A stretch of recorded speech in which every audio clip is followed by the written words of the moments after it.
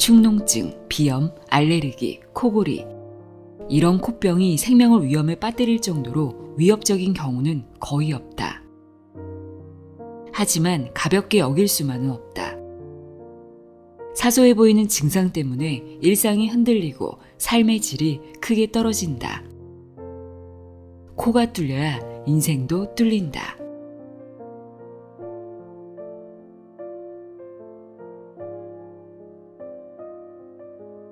안녕하세요. 나의 소리책갈피 소리내어 읽다입니다. 오늘은 35년 동안 코만 진료해온 의사가 쓴 책입니다. 병원 치료의 한계부터 인정하고 시작하는 이상덕의 코가 뚫리면 인생도 뚫린다입니다. 코 건강을 위해 꼭 한번 읽어봐야 할 코 건강 지침서와 같은 책입니다. 코는 호흡기 건강을 지키는 수문장이죠. 코를 잘 관리하면 코병 예방뿐 아니라 천식이나 기관지염 같은 질환을 예방하는 데도 큰 도움이 된다고 하는데요. 평소에 우리가 코 건강과 관련해서 궁금했던 것들이 있잖아요. 막상 병원에 가면 질문하기 좀 그렇다거나 물어봐야지 해놓고 자꾸 잊어버리는 것들이 있습니다. 이를테면 감기와 비염은 어떻게 구별할 수 있는지, 병원 안 가고 막힌 코를 뚫는 방법은 없는지, 미세먼지가 심한 날도 환기를 해야 하는지 이런 질문들에 친절하게 답해주고 있는데요. 또 코병의 다양한 증상과 오해를 풀어주고 집에서 관리할 수 있는 코 건강법도 자세하게 소개하고 있습니다. 의사가 쓴 책인데도 불구하고 치료보다는 관리가 더 중요하다고 강조하고 있습니다. 그럼 지금부터 코 건강 지침서 이상덕의 코가 뚫리면 인생도 뚫린다 내용의 일부를 읽어드립니다. 귀 기울여 들어보세요.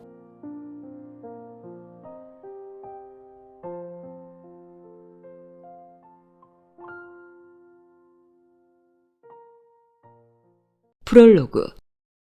낮에도 밤에도 시원하게 숨쉬는 삶을 위해. 의사 집이 바로 무의촌이다 라는 말이 있다. 집안에 의사가 있으면 가족의 건강을 잘 살필 것 같지만 의외로 가족은 제대로 살피지 못한다는 것을 보여주는 말이다. 나는 여기에 한술 더 떠 하루에도 수십 명의 코 속을 들여다보면서 정작 내 코는 방치했다. 말하기조차 부끄럽지만 나는 한때 심각한 만성비염 환자였다. 특히 코가 많이 막혔고 코골이 소리까지 커서 아내가 잠을 못 자 지칠 정도였다. 당시 내 코는 코 속 비강 점막이 붙는 비후성 비염이 아주 심한 상태로 코막힘 스프레이를 1년 넘게 써서 약물성 비염까지 겹친 상태였다. 수술을 더 이상 미룰 수 없었다. 수술은 잘 끝났고 회복 역시 순조로웠다. 그렇다고 해서 회복 기간 동안 겪은 통증이 가벼웠던 것은 아니다. 내가 수술한 환자를 처치할 때면 자, 잠깐이면 됩니다. 조금만 참으세요. 곧 좋아질 거예요. 라고 말했지만 잠깐이라는 그 순간은 너무나 길었고 참는다고 통증이 덜해지지도 않았으며 시간이 지날 만큼 지나야 완전히 회복됐다. 10몇 년 전 코 전문의가 비염 수술을 받아야 했던 사연은 결코 자랑할 만한 일은 못 되지만 수술을 받으면서 환자가 되어보니 몰랐던 걸 알 수 있었다. 아무리 힘들어도 제때 병원에 오지 못하는 사정, 수술을 앞둔 환자의 걱정과 불안, 코 패킹을 새로 할 때마다 나도 모르게 찔끔 흘리던 눈물. 코 수술이 불가피한 환자를 볼 때면 내가 비염 수술을 받았던 기억이 오버랩된다. 나는 의사 입장이지만 같은 병을 앓고 수술까지 받은 덕분에 환자의 사정에도 깊이 공감하게 되었다. 그래서 환자를 볼 때면 더더욱 수술까지 가지 않고 잘 치료해야 한다고, 자칫하면 호미로 막을 일을 가래로도 막지 못할 수 있다고 강조하고 또 강조한다.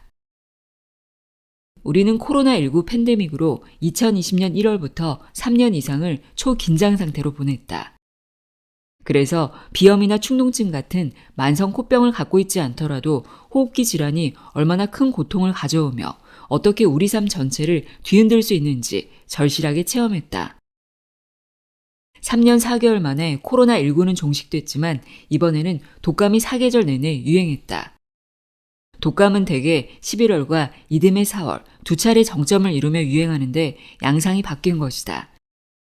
엔데믹을 선언한 2023년 5월부터 곧바로 독감이 급속도로 퍼지기 시작하더니 계절을 넘기도록 유행이 지속됐다. 코로나19 팬데믹 기간 동안 모두들 마스크를 쓰고 개인 위생에 힘쓴 덕에 독감의 자취를 감추면서 독감에 대한 면역력이 떨어졌기 때문이었다. 철저한 방역이 가져온 역설이다. 게다가 매연과 미세먼지, 황사가 증가하고 지구온난화로 평균 기온이 올라가면서 코병 환자가 늘고 있다. 냉난방시설이 잘 갖춰지면서 생활은 편리해졌지만 이로 인해 실내외 온도차가 커진 것도 코병 환자가 증가하는데 영향을 미쳤다. 그래서 만성 코병을 문명병이라고 부른다. 문명이 발달하면서 오히려 코에 좋지 않은 쪽으로 환경이 바뀌고 생활 패턴도 변해 코병이 증가했기 때문이다. 코병은 병원에서 치료받는 것도 중요하지만 코에 좋지 않은 환경이나 습관을 바꾸는 것이 더욱 중요하다. 환자를 진료할 때마다 이런 점을 자세하게 설명하려고 노력하지만 진료 시간은 정해져 있고 진료실 밖에서 기다리는 환자도 생각해야 하니 한계가 있을 수밖에 없다. 환자를 진료할 때 못다한 이야기를 이제 글로 풀어보려 한다. 이 책은 만성 코병과 코골이, 수면 무호흡증 등 코에 관한 모든 내용을 담고 있다. 정보가 넘쳐나는 시대에 굳이 이 책을 쓴 것은 부정확한 혹은 잘못된 건강 정보로 오히려 병이 악화된 환자를 많이 봐왔기 때문이다. 꼭 필요하고 정확한 정보를 쉽게 풀어내려고 노력했다. 코 때문에 고생하는 모든 이들이 이 책을 곁에 두고 코로 시원하게 숨쉬고 아침까지 깨지 않고 단잠을 자는 날을 맞이했으면 좋겠다. 그야말로 코가 뚫려 인생도 뚫리는 날을 경험해 보길 바란다. 코의 다양한 기능을 이해하는 것이 코 치료의 시작. 코가 하는 가장 중요한 일은 당연히 숨 쉬는 것이고 그 다음은 냄새를 맡는 것이다. 먼저 코의 호흡 기능에 대해 알아보자. 사람은 코로 마신 공기를 폐로 보내 산소를 흡수한 뒤 다시 코를 통해 이산화탄소를 내보낸다. 코는 공기가 들어오는 첫 관문이다. 코로 들어오는 공기는 온도와 습도가 일정하지 않다. 아침, 저녁으로 다르고 계절에 따라 다르고 날씨에 따라서도 다르다. 아주 차갑거나 너무 뜨겁거나 혹은 너무 건조한 공기가 바로 들어가면 폐는 견디지 못할 것이다. 공기 중에는 먼지나 황사, 바이러스, 세균 등 온갖 유해물질이 가득한데 이런 것들이 곧장 몸속으로 들어가면 이런저런 병을 일으킨다. 이를 최전선에서 방어하는 것이 바로 코다. 코가 하는 일을 하나하나 풀어보자. 가전제품에 비유하면 이해하기 쉬울 것이다. 첫째, 코는 가습기다. 코로 들어온 외부 공기는 대체로 너무 건조해서 그대로 폐로 들어가면 숨쉬기 어려워진다. 건조한 공기는 코 속을 지나면서 순식간에 적당한 습도로 촉촉해진다. 코 속 비강에서 눈 깜짝할 새 이런 일이 이루어진다. 콧구멍을 따라 코 안으로 들어가면 어른 주먹 반만한 크기의 빈 공간이 나오는데 여기가 바로 비강이다.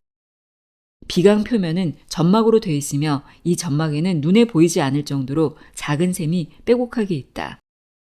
이 샘에서는 항상 점액이 나온다. 이것이 바로 콧물이다. 건강한 성인은 하루에 1000cc 정도의 점액이 나와서 코로 들어온 공기의 습도를 조절한다. 둘째, 코는 냉풍과 온풍이 나오는 온도 조절기다. 히터도 되고 에어컨도 되는 온도 조절기로 상황에 따라 자연스럽게 기능이 전환된다. 외부 공기는 온도가 일정하지 않다. 때로는 너무 차갑고 때로는 너무 뜨겁다. 하지만 코를 지나면서 체온과 비슷한 정도로 일정하게 온도가 맞춰진다. 아주 뜨거운 사우나에 들어갔을 때를 떠올려 보라. 뜨거운 열기에 숨이 턱턱 막혀서 오래 있지 못하고 튀어나오고 만다. 코라는 온도 조절기가 감당할 수 없을 정도로 공기가 뜨겁기 때문이다.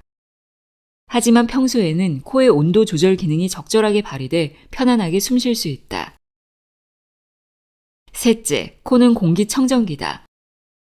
호흡하기 위해 들이마신 공기에는 먼지, 황사, 매연, 꽃가루 등 온갖 유해물질과 간염성 질병을 일으키는 바이러스, 세균 등이 섞여 있다. 코는 이런 것들을 막아주고 걸러내는 공기청정기 역할을 한다.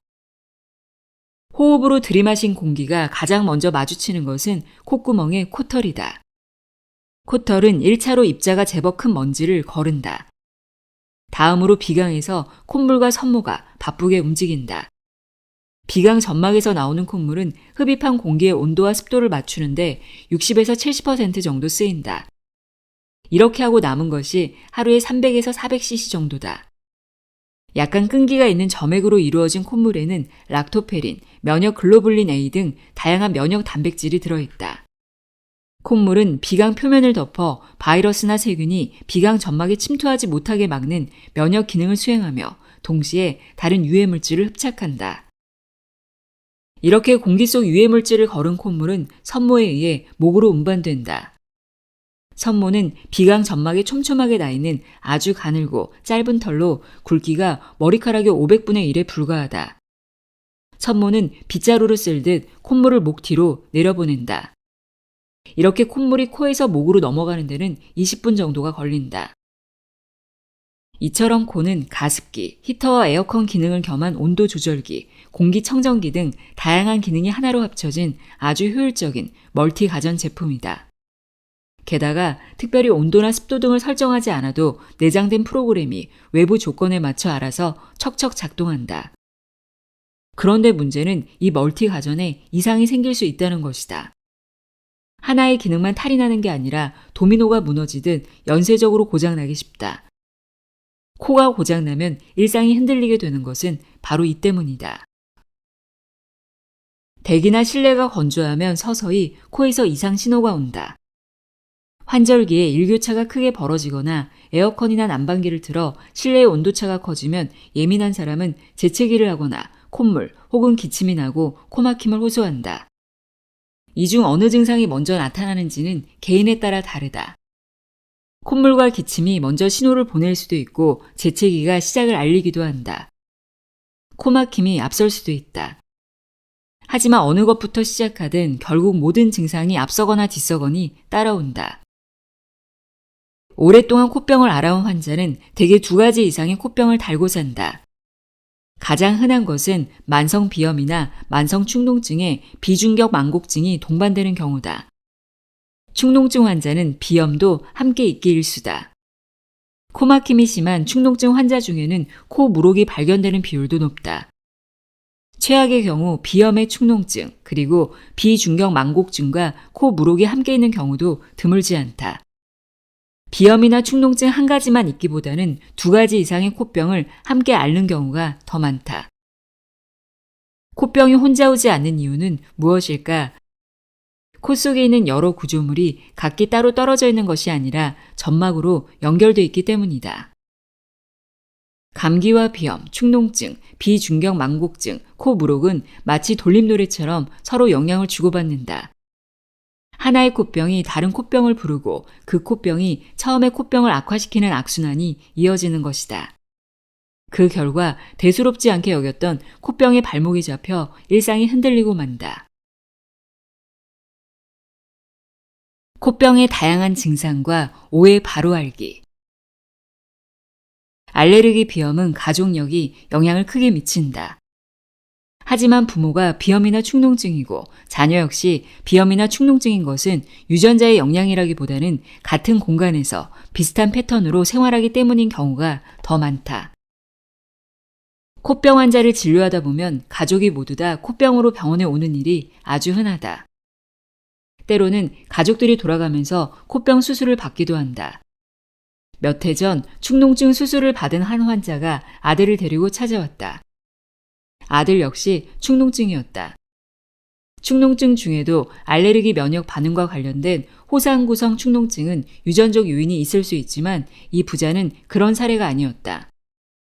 코의 나쁜 환경이나 습관을 공유했기 때문이라고 해석할 수밖에 없었다.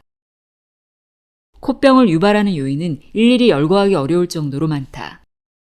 어느 요인이 얼마나 영향을 미치는지는 단정적으로 말하기 어렵지만 환경이나 습관의 영향이 점점 더 커지고 있는 것은 분명하다. 이는 현대인을 둘러싼 환경이나 현대인의 삶이 악화 일로에 있다는 의미이기도 하다. 그래서 점점 더 코병 환자가 늘어나고 있다. 유전적 영향이 큰 코병인 알레르기 비염을 예로 들어보자. 일반적으로 부모 중 한 명이 알레르기 질환을 가지고 있으면 자녀 역시 알레르기 질환을 앓을 확률이 50에서 60%다. 부모 양쪽 다 알레르기 질환을 가지고 있으면 확률은 75에서 80%까지 올라간다. 알레르기는 어렸을 때 아토피 피부염으로 시작해 성장하면서 천식으로 발현되다가 나중에는 알레르기 비염으로까지 번진다.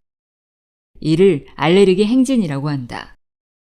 물론 유전적 영향이 없는데도 알레르기 비염이 생기는 경우도 많다. 그런데 어렸을 때는 알레르기 비염 증상이 없다가 20대나 30대, 때로는 40대가 되어서 알레르기 비염이 시작되는 환자가 증가하고 있다. 이는 태어날 때는 없던 알레르기가 성인이 돼서 생겼다기보다는 그동안 잠자고 있던 알레르기가 어느 순간 깨어나면서 알레르기 비염이 시작되었다고 봐야 한다.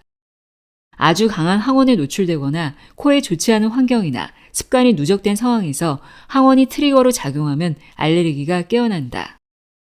이처럼 유전 핑계를 대기 쉬운 알레르기 비염마저 생활 환경이나 습관의 영향력이 커지고 있다. 에치와 콜록 사이. 코를 깃털로 쓰다듬듯 코가 간질간질하더니 이윽고 에치하고 재채기가 터진다. 목에 뭔가 있는 듯한 이물감이 느껴지면서 콜록하고 기침이 나온다. 이 둘은 비슷하면서도 다르다. 같지 않다는 것은 알겠는데 뭐가 어떻게 차이 나는지는 설명하기 어렵다. 그런데 에치와 콜록만 정확하게 구별해도 내 코 속에서 벌어지는 일의 많은 부분을 알 수 있다.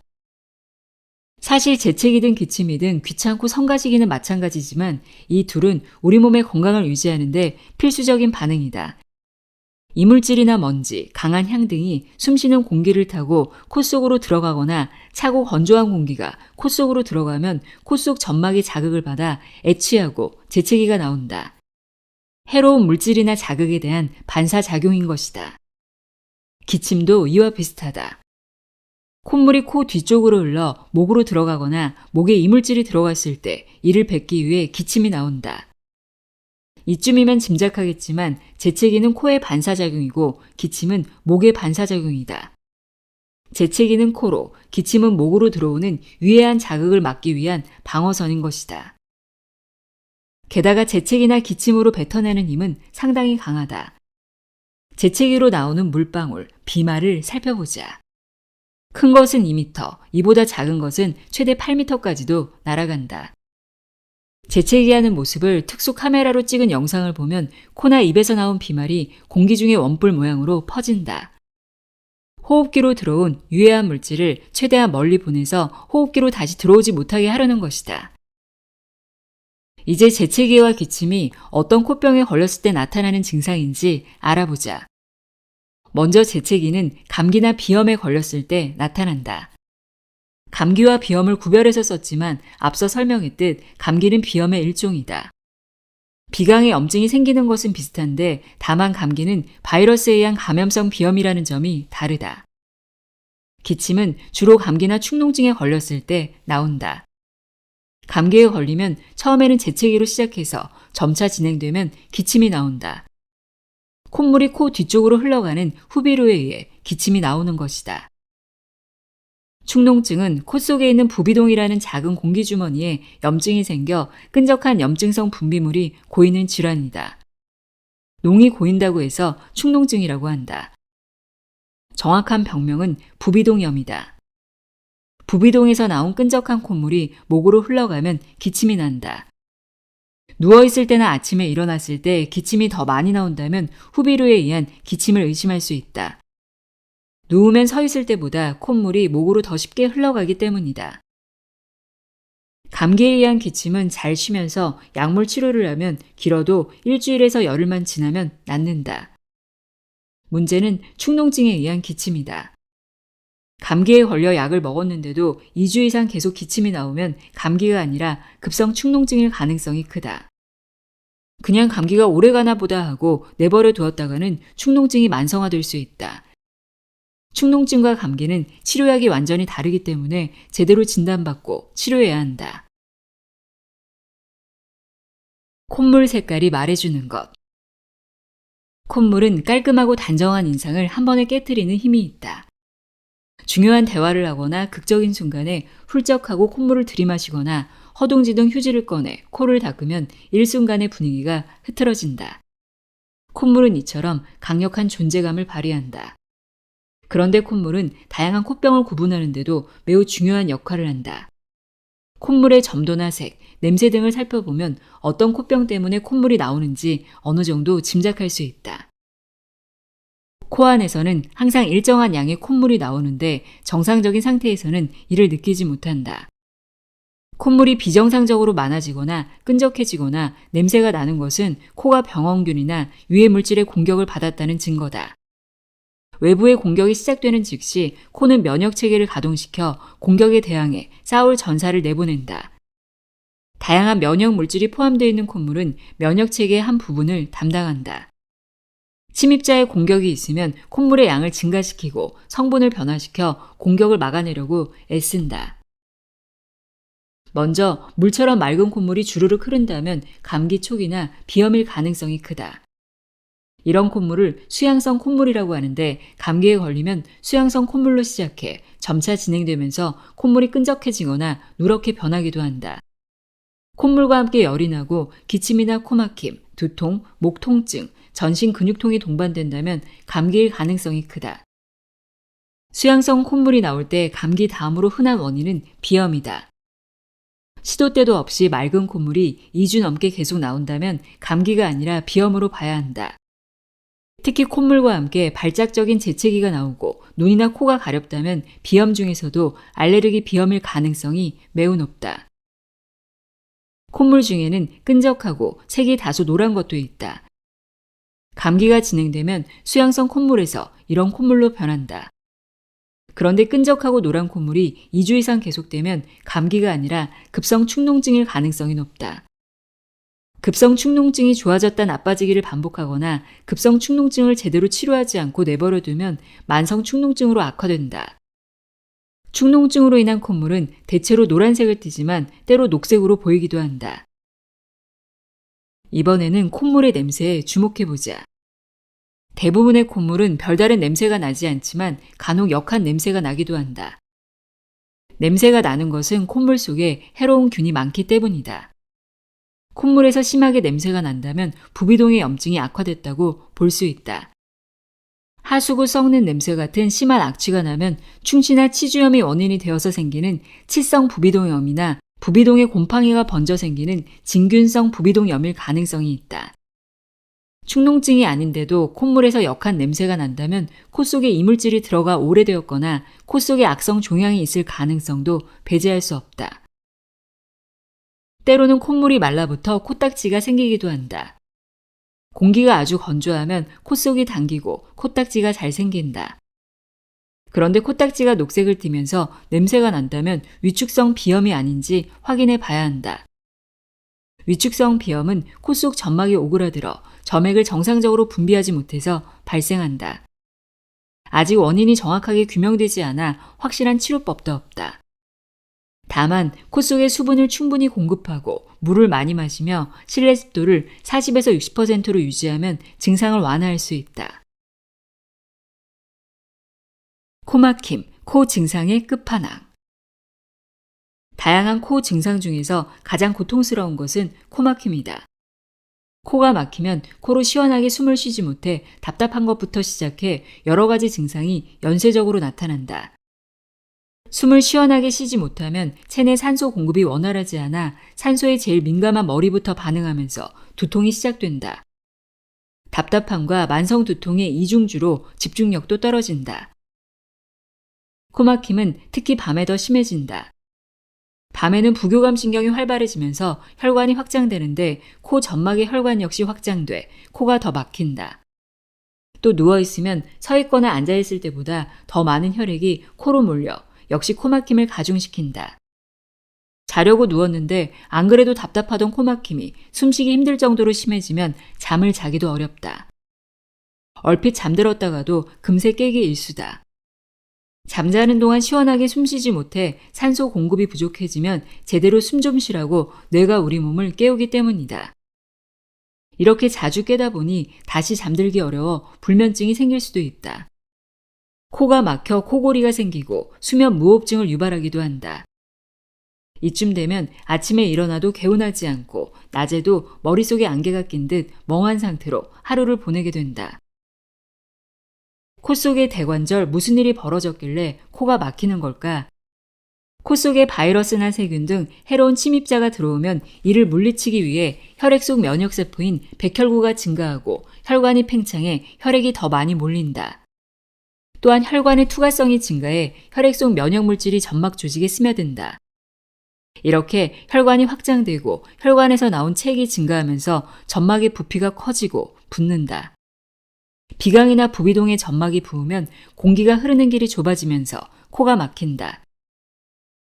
코가 심하게 막히면 입으로 숨 쉴 수밖에 없는데 이는 또 다른 문제를 일으킨다. 입으로 숨을 쉬면 공기가 코를 지날 때 일어나는 중요한 과정을 모두 건너뛰고 외부 공기가 바로 폐로 유입된다.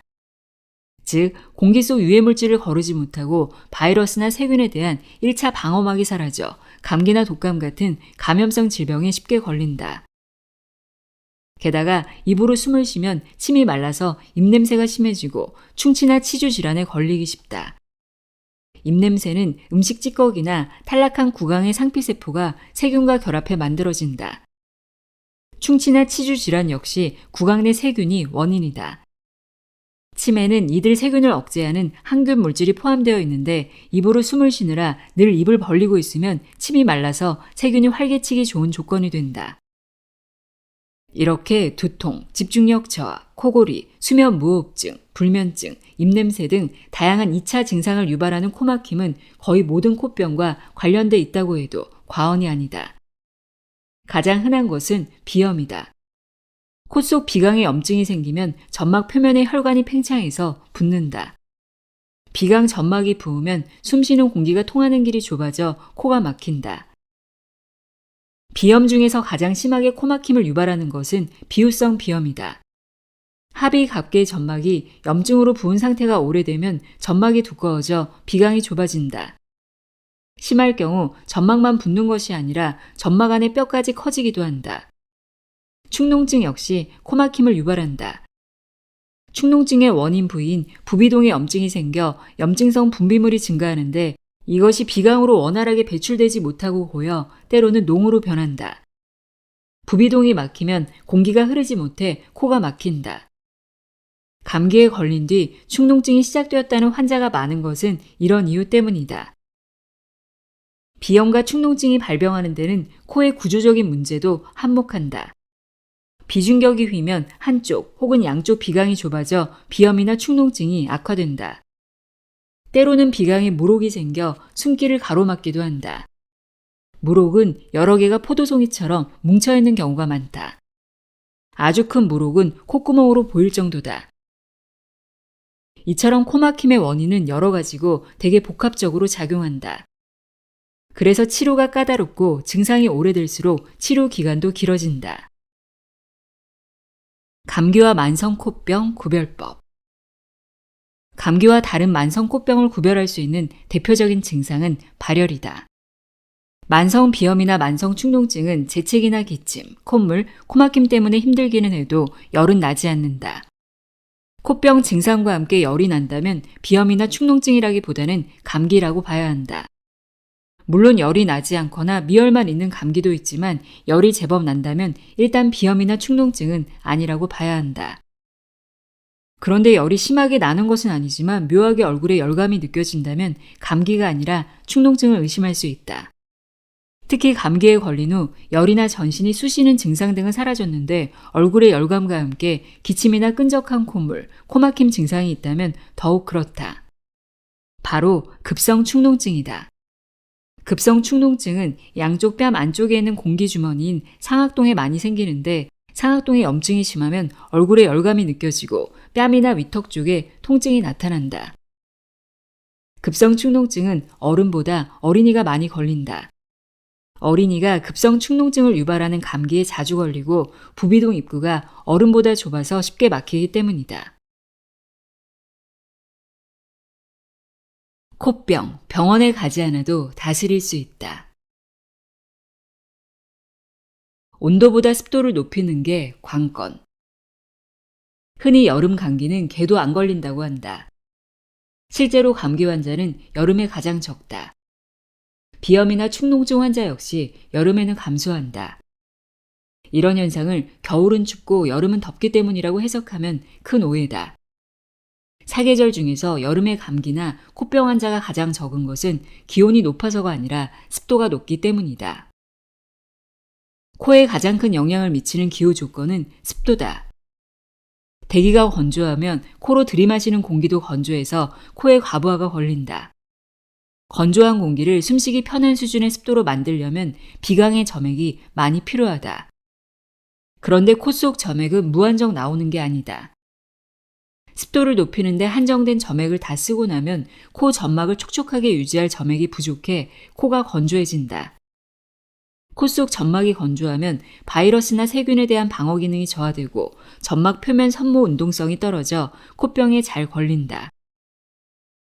코를 촉촉하게 하기 위해서는 두 가지가 중요하다. 첫째는 적정 습도를 유지하는 것이고 둘째는 코 점막에서 점액이 원활하게 분비되는 것이다. 코가 가장 편안한 습도는 40에서 60%다. 실내 습도를 여기에 맞춰 관리하자. 단, 알레르기 비염 환자라면 되도록 50%를 넘지 않는 것이 좋다. 알레르기 비염 환자의 80%는 진먼지 진드기에 알레르기가 있는데 진먼지 진드기는 습도가 50% 넘으면 번식이 가능하고 65에서 75%가 되면 왕성하게 번식하기 때문이다. 적정 습도를 유지하는 데는 가습기가 가장 효과적이다. 젖은 수건을 걸어두거나 잎이 넓은 식물을 비치하는 것도 좋다. 가습기 살균제 사건으로 가습기를 기피하는 경향이 있는데 당시 문제가 됐던 것은 가습기가 아니라 가습기 살균제였다는 것을 기억해야 한다. 가습기는 적정 습도를 유지하는 가장 효과적인 방법으로 코 건강을 위해 꼭 필요하다. 난방을 하거나 에어컨을 장시간 틀면 실내가 건조해지므로 습도 관리에 더 신경 써야 한다. 여름은 코가 가장 편안한 계절임에도 불구하고 최근에는 에어컨 때문에 병원을 찾는 코병 환자가 늘고 있다. 코를 촉촉하게 유지하려면 물을 충분히 마셔서 코 점막에서 점액이 원활하게 분비되게 해야 한다. 체온 정도로 미지근한 온도의 물을 하루에 1.5리터 이상 조금씩 자주 마시면 더 효과가 있다. 카페인이 들어있는 음료는 이뇨작용을 해서 수분을 체외로 배출시키므로 좋지 않다. 실내가 아주 건조하면 코에 직접 수분을 공급할 수도 있다. 생리식염수를 코에 몇 방울 떨어뜨린 뒤 흘러나오는 콧물을 닦으면 된다. 생리식염수로 코 속 비강을 씻는 코 세척과 비슷한 효과가 있다. 실내가 너무 건조해서 코에 딱지가 생길 정도라면 안 연고가 도움이 된다. 면봉에 안 연고를 묻혀 코 안쪽에 바른 뒤 숨을 들이마시면서 코를 가볍게 문지르면 된다. 이렇게 하면 안연고가 넓게 도포돼 건조함이 줄어들 수 있다. 실내외 온도차를 줄이자. 습도 다음으로 코 건강에 영향을 미치는 조건은 온도다. 정확하게 말하면 온도가 얼마나 낮은가 보다 온도차가 얼마나 큰가가 더 중요하다. 숨 쉴 때 코로 들어온 공기가 너무 차거나 너무 뜨거우면 코 속 비강 점막에서 나오는 점액으로 온도를 적절하게 맞추는데 갑자기 온도가 크게 오르내리면 코가 견디지 못해 코병이 생기기 쉽다. 그래서 추운 겨울 따뜻한 실내에 있다가 밖에 나가면 얼음장처럼 차가운 공기에 재채기나 기침, 콧물이 나오는 것이다. 여름에는 에어컨을 틀어 시원한 실내에 있다가 밖에 나가 뜨거운 공기를 마시면 코에 신호가 오기도 한다. 온도차에 예민한 사람은 여름에 차가운 음료를 많이 마시기만 해도 코병 증상이 악화된다. 계절적으로는 환절기가 위험하다. 겨울에서 봄으로, 가을에서 겨울로 계절이 바뀔 때면 아침과 낮의 온도차가 10도는 보통이고 때로는 15도 이상 벌어지기도 한다. 환절기에는 갑작스러운 기온 변화에 신체가 적응하지 못해 전반적으로 면역력이 떨어지는데 역시 코가 가장 예민하게 반응한다. 실내의 온도차를 줄여 코를 편안하게 만들려면 적정 실내 온도를 유지해야 한다. 여름에는 24도에서 28도, 겨울에는 18도에서 20도가 적당하다. 아주 시원하거나 아주 따뜻한 온도는 아니지만 실내외 온도차가 크게 벌어지지 않아 오히려 코는 편안하다. 여름에는 에어컨을 켜서 무조건 실내 온도를 낮추기보다 선풍기를 같이 틀어 바람이 들도록 하고, 겨울에는 무작정 난방 온도를 높이기보다는 얇은 겉옷을 걸치는 게 낫다. 특히 겨울에 실내 온도를 너무 높이면 상대 습도가 크게 떨어져 코의 최악의 환경이 되므로 주의한다. 겨울이나 환절기에 외출할 때는 마스크를 쓰면 온도차를 줄이는 효과가 있다. 또한 가벼운 목도리로 목을 보호하면 체온이 갑자기 떨어지는 것을 막을 수 있다. 미세먼지가 많아도 환기해야 할까? 미세먼지나 초미세먼지가 호흡기 질환에 해롭다는 것은 모두가 잘 아는 사실이다. 지름이 10마이크로미터 이하면 미세먼지, 2.5 마이크로미터 이하면 초미세먼지라고 한다. 머리카락 굵기가 80마이크로미터이니 얼추 크기를 짐작할 수 있을 것이다. 먼지는 크기에 따라 체내에 침착되거나 흡수되는 부위가 다르고 건강에 미치는 영향도 다르다. 가벼운 것이 무거운 것보다 더 멀리 날아가듯이 초미세먼지는 미세먼지보다 호흡기의 더 아래까지 내려간다. 미세먼지는 비강이나 목 등 상기도와 큰 기관지에 쌓이는 데 비해 초미세먼지는 상기도는 물론 큰 기관지를 지나 폐까지 들어가 침착된다. 미세먼지나 초미세먼지는 비염이나 축농증에 직접적인 영향을 미친다. 비염 중에서도 알레르기 비염에 특히 큰 영향을 미치는데, 알레르기 비염 환자가 미세먼지를 흡입하면 비강 점막에서 항원이 들어왔을 때와 유사한 반응이 나타난다. 미세먼지에는 알레르기를 유발하는 항원 성분이 없는데도 불구하고 마치 알레르기 반응이 일어나듯 비강의 염증이 생기는 것이다. 미세먼지가 심한 환경에서는 알레르기로 인한 염증 반응도 한층 강하게 일어나 비염 증상이 악화된다. 축농증 역시 미세먼지나 초미세먼지가 심해지면 환자가 증가한다. 급성과 만성 모두 다 그렇다.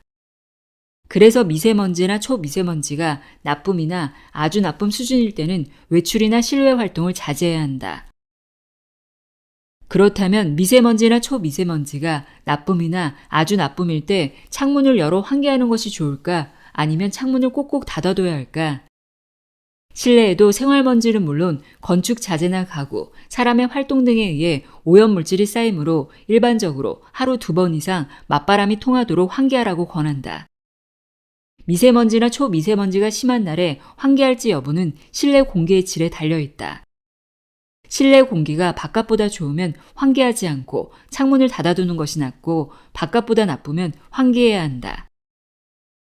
환경부 자료에 따르면 일반 가정집의 평소 미세먼지 농도는 40 마이크로그램 퍼 세제곱미터 이하로 보통 수준인데, 특정 상황에서는 농도가 급격히 올라간다. 진공 청소기로 청소할 때 200에서 400, 이불을 털 때 250에서 800, 볶음밥을 할 때 200, 고기를 구울 때 1300 이상, 생선을 구울 때 2300 마이크로그램 퍼 세제곱미터 이상으로 높아진다. 흡연을 할 때는 700에서 1400 마이크로그램 퍼 세제곱미터로 추정된다. 전자담배도 일반 담배의 40% 정도 미세먼지가 배출된다. 미세먼지 나쁨은 공기 중 농도가 81에서 150 마이크로그램 퍼 세제곱미터, 매우 나쁨은 151 마이크로그램 퍼 세제곱미터 이상으로 위의 예로 든 상황 모두 매우 나쁨 수준을 한창 넘어선 상태다. 따라서 청소를 하거나 굽거나 볶는 요리를 할 때는 실내 미세먼지 농도와 상관없이 맞바람이 통하게 창문을 열어 환기를 해야 한다. 다만 늦은 저녁부터 새벽까지는 대기 오염물질이 정체돼 아래쪽에 가라앉아 있으므로 이 시간은 피하는 것이 좋다. 미세먼지나 초미세먼지가 심한 날에는 실내에 머무르는 것이 좋지만 학교도 안 가고 출근도 안 할 수는 없다. 부득이하게 외출할 때는 미세먼지 차단 기능이 있는 KF80이나 KF94 마스크를 쓰고 실내에서 운동하는 것은 피한다. 귀가할 때는 옷과 머리를 잘 털고 집에 들어가며 반드시 손을 씻고 추가로 샤워하고 머리까지 감으면 더 좋다. 진짜 치료는 병원 밖에서 시작된다. 내가 진료하는 환자 중에는 십수년째 보는 환자도 있다. 서로의 근황을 물을 만큼 꽤 친밀한 사이가 된 터라 농반진반으로 이런 핀잔도 줄 수 있다. 정성껏 치료했더니 또다시 병을 안고 왔다고. 그러면 환자는 원장님 실력을 좀 더 키워주러 왔다고 응수한다. 악이 없는 장군 멍군이다. 비염 환자는 비강의 염증을 완화시키고 비강의 공기가 잘 통하도록 치료한다. 축농증 환자는 부비동에 쌓인 염증성 분비물을 제거하고 염증을 치료해 부비동의 점막이 정상 조직으로 돌아오도록 치료한다. 코 무록 환자는 대개 수술로 무록을 깨끗이 없앤다. 이렇게 애써 치료한 환자가 같은 코병이 생겨서 다시 병원을 찾으면 한편으로는 안타깝고 한편으로는 속상하다. 코병으로 인한 고통을 반복해서 겪어야 하는 환자는 오죽하겠는가. 생활 환경이 어떻든 생활 습관이 어떻든 상관없이 비염이나 축농증이 다시는 발병하지 않도록 치료하는 것이 최선이지만 코를 없애버리지 않는 한 그것은 불가능하다. 코병은 다른 어떤 질환보다도 생활 습관이나 환경 조건의 영향을 많이 받는다. 알레르기 비염을 예로 들어보자. 알레르기 비염은 일반적으로 증상을 줄이는 약물과 비강 점막의 염증을 치료하고 민감도를 줄이는 약물로 치료한다. 꾸준히 치료하면 불편한 증상 없이 잘 지낼 수 있다. 아주 강한 항원이 아니라면 항원이 코로 들어와도 불편한 증상이 나타나지 않는 상태로 만드는 것이다. 그런데 어느 날 갑자기 아주 강한 항원에 노출되거나 항원이 강하지 않더라도 건조한 공기, 찬바람, 피로, 스트레스, 술이나 담배 등과 결합되면 증상이 다시 나타날 수 있다.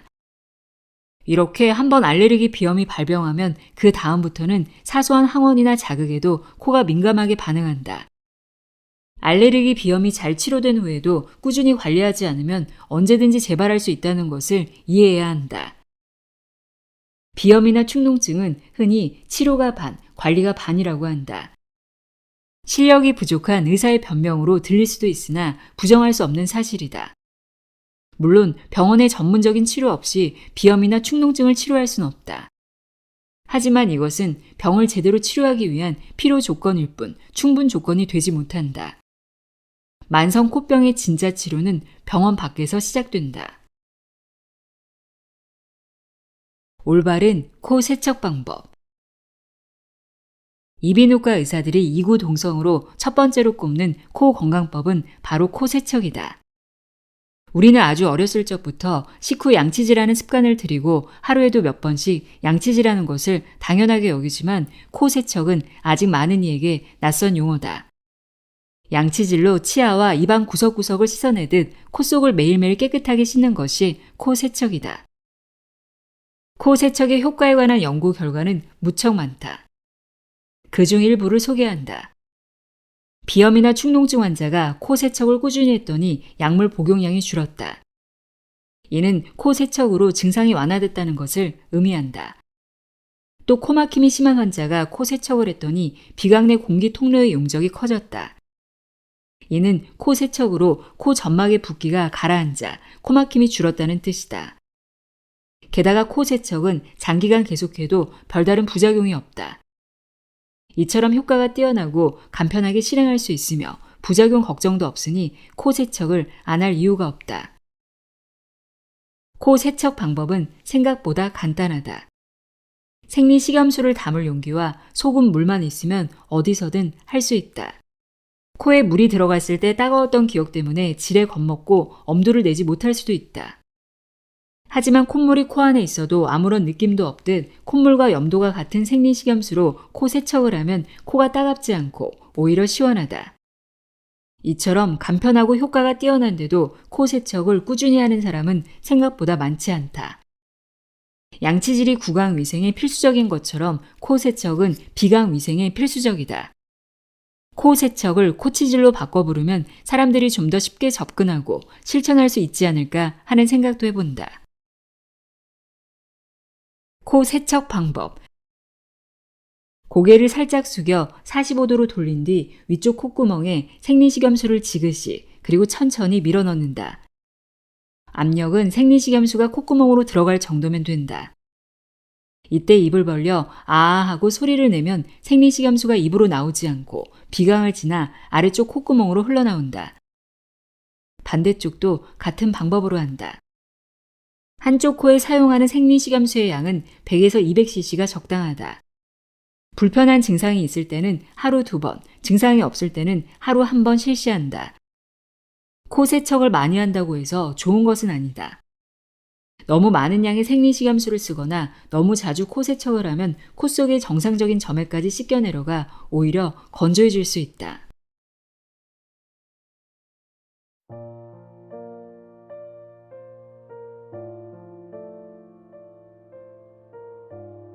이상덕의 코가 뚫리면 인생도 뚫린다 읽어드렸습니다.